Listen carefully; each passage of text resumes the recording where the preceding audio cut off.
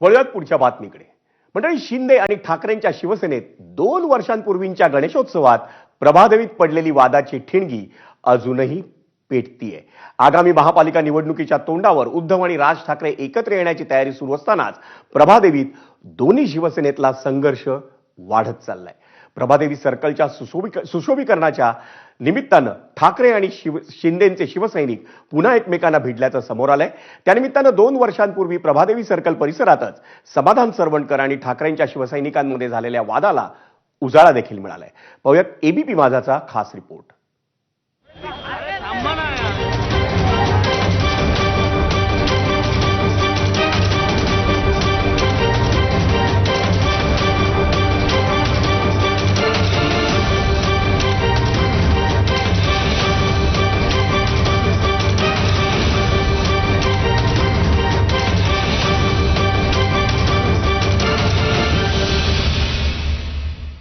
निमित्त सुशोभीकरणाचं आणि काम राजकीय स्वार्थाचं।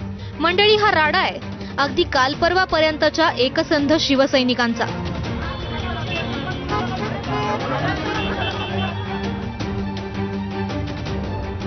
आताच्या शिंदे सैनिकांचा आणि ठाकरेंच्या सेनेचा।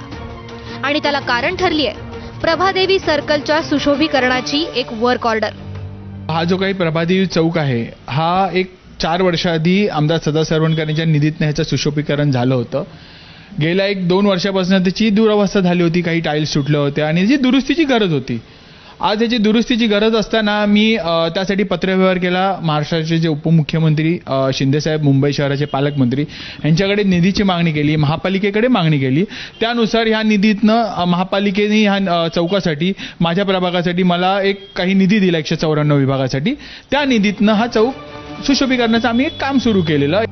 समाधान सरवणकरांनी जो दावा केलाय, अगदी तसाच दावा ठाकरेंच्या सैनिकांनी सुद्धा केलाय की त्यांनाही याच कामासाठी पालिकेकडून वर्क ऑर्डर मिळाली आहे। खरं तर 6 दिवसांपासून कामही सुरू होतं, पण काल रात्री दोन्ही गटांचे कार्यकर्ते समोरासमोर आले आणि राडा झाला। पोलिसांकडे तक्रारी नोंदवल्या गेल्या। वाटलं होतं विषय संपला असेल, मात्र आजचा दिवस उजाडला तो माजी महापौर किशोरी पेडणेकरांच्या आरोपानं।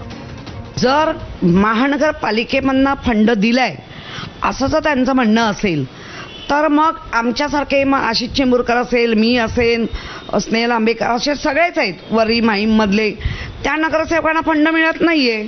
मग हा अन्याय आमच्या नगरामध्ये किंवा आमच्या प्रभागामध्ये असलेल्या आमच्या लोकांवर आहे। आमदारांचे पण फंड जे कलेक्टरच्या ताब्यात असतात ते सुद्धा जाणून बुजून अडवले जात आहेत, जेणेकरून उद्धव बाळासाहेब ठाकरे यांचे आमदार असतील, यांचे माजी नगरसेवक असतील, यांची गळचेपी करायचीच।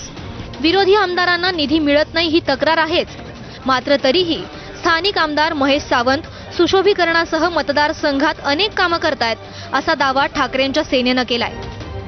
असं असलं तरी ज्या सर्कलनं मुंबई उभी राहताना पाहिली, त्याच प्रभादेवीचा एक ऐतिहासिक वारसा आहे। ज्या चौकात काल राजकीय स्वार्थापोटी राडा झाला, त्याच चौकाला दत्तू बांदेकर चौक म्हणूनही ओळखतात। एका जमान्यात सख्या हरी या टोपण नावानं विनोदी उपरोधिक शैलीत लिहिणारे लेखक दत्तू बांदेकर याच मुंबईच्या इतिहासातलं मोठं नाव आहे।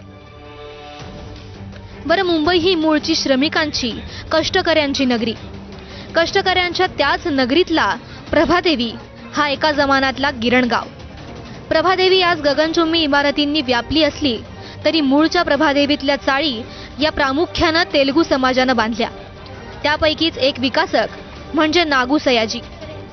आणि प्रभादेवी सर्कल म्हणजे मूळचा दत्तू बांदेकर चौक हेच ठिकाण आता राजकीय स्वार्थापोटी चर्चेत आलं।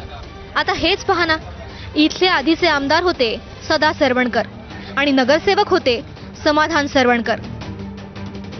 मात्र विधानसभेत सदा सरवणकरांना ठाकरेंच्या महेश सावंतांनी पराभूत केलं। त्यामुळे सरवणकर वर्सेस सावंत राड्याचा पुढचा अंक दिसणार हे अपेक्षित होतं, कारण गेल्या वर्षी गणेश विसर्जनावेळी झालेला गोळीबार आणि त्यानंतर पेटलेला संघर्ष याच प्रभादेवी सर्कलच्या साक्षीनं झाला होता। प्रभादेवीकर तो राडा अजूनही विसरले नाहीयेत। त्यात आता कोणत्याही क्षणी मुंबई महापालिकेचं बिगुल वाजेल। अशा स्थितीत राजकीय पडद्यावर आजी आणि माजींमध्ये आरोप प्रत्यारोप होणं साहजिक आहे.